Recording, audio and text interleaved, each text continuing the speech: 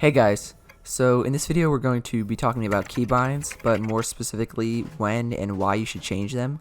The reason I wanted to make this video is because I actually just changed my keybinds a few days ago.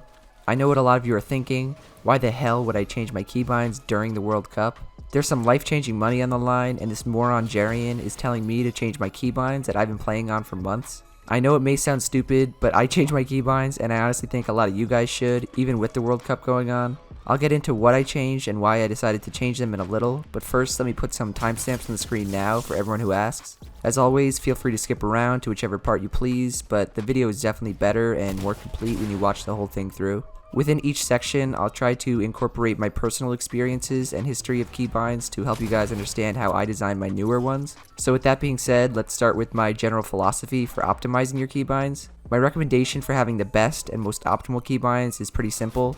You want to try and have as many different building binds as you can on different fingers. So what I mean by this is while playing Fortnite on keyboard and mouse, there's a total of 5 or potentially 6 different fingers you can use for keybinds. On your left hand, you can use every finger other than your middle finger because you never want to put a keybind on your middle finger. Reason for that is you always want your middle finger on top of or hovering over or pressing W, or else you can't move forward while you use a certain keybind, which you always want to avoid.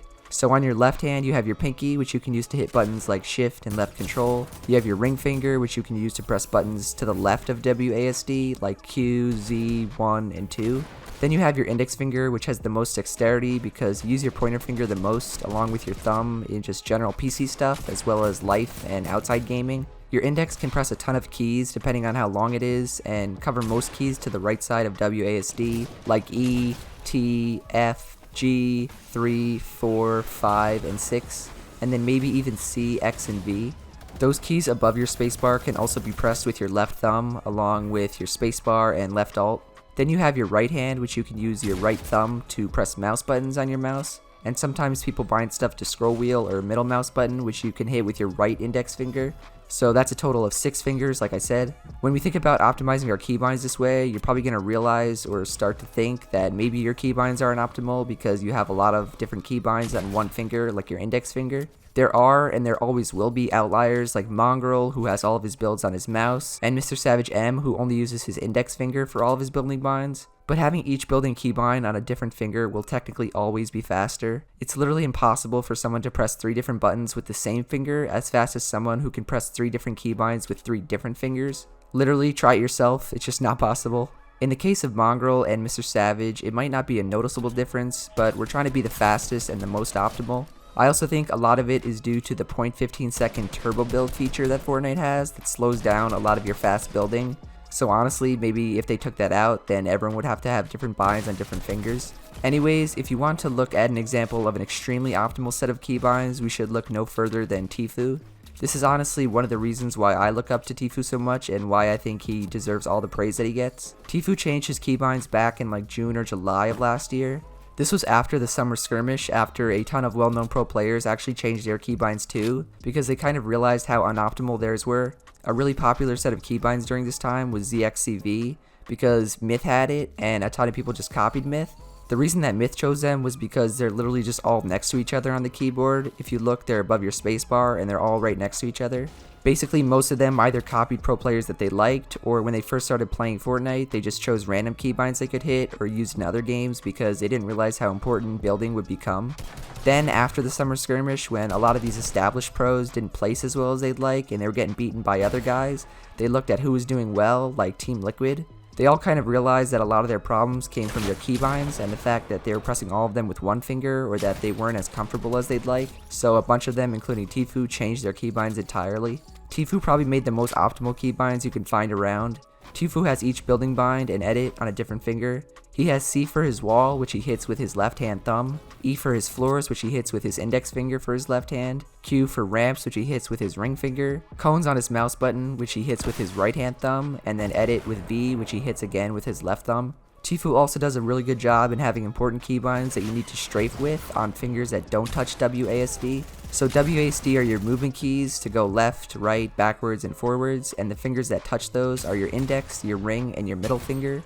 A keybind that should never be on one of those 3 fingers is crouch, which is why most people have it on left shift or left control. This way you can hit it with your left pinky and your fingers will never have to come off WASD, so you can strafe while crouching. In theory, you should try to utilize as many buttons and keybinds as you can that don't force you to come off WASD, like your mouse buttons that you can hit with your right thumb or buttons that you can hit with your left thumb.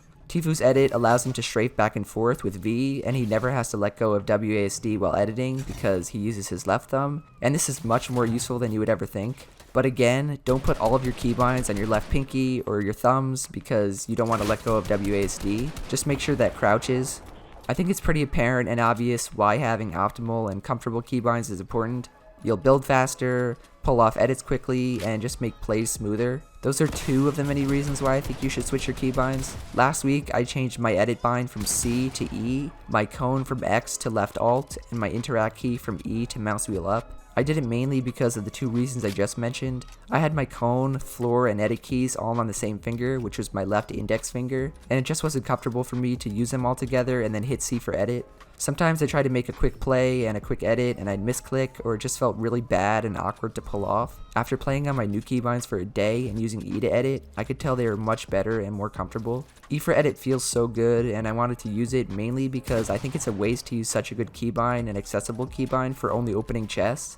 Your interact key is just to open doors and to pick up items, and because E is so close to WASD, I just didn't want it to go to waste and just to sit there and only be used for that stuff.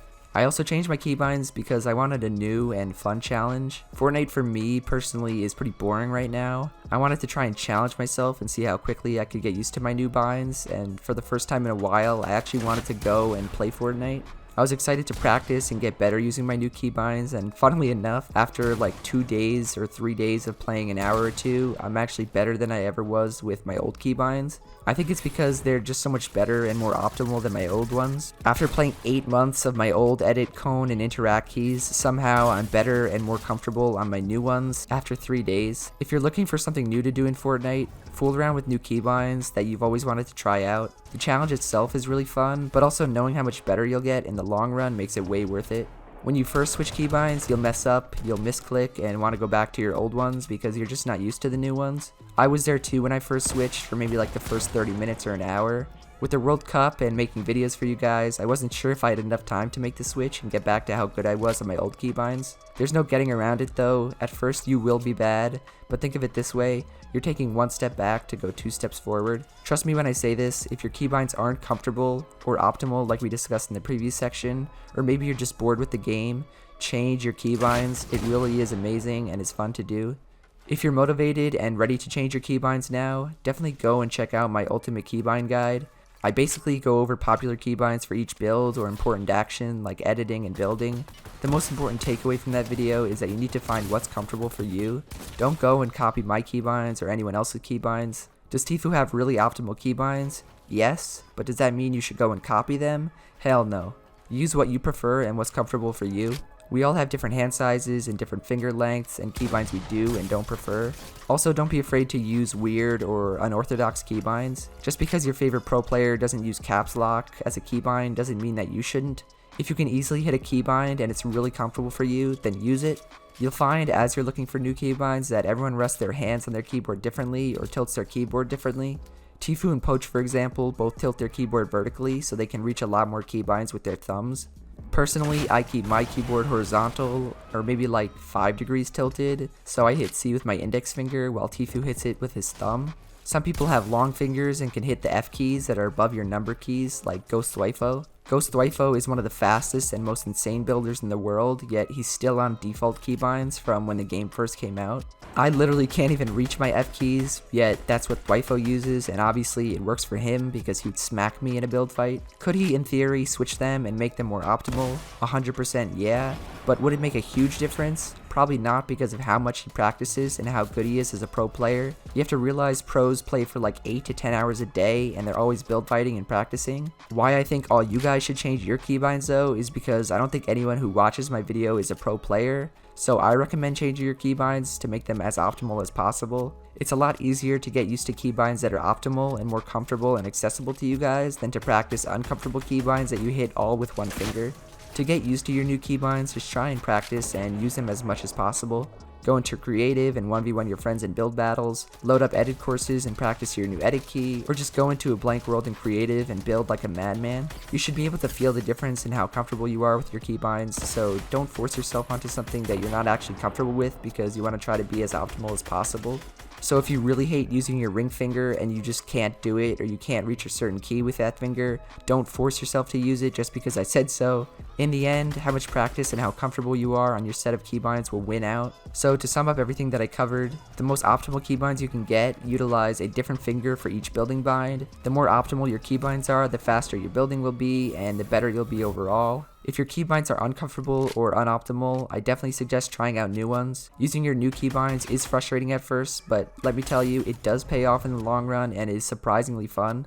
Fortnite has been boring, so why not spice it up with new keybinds?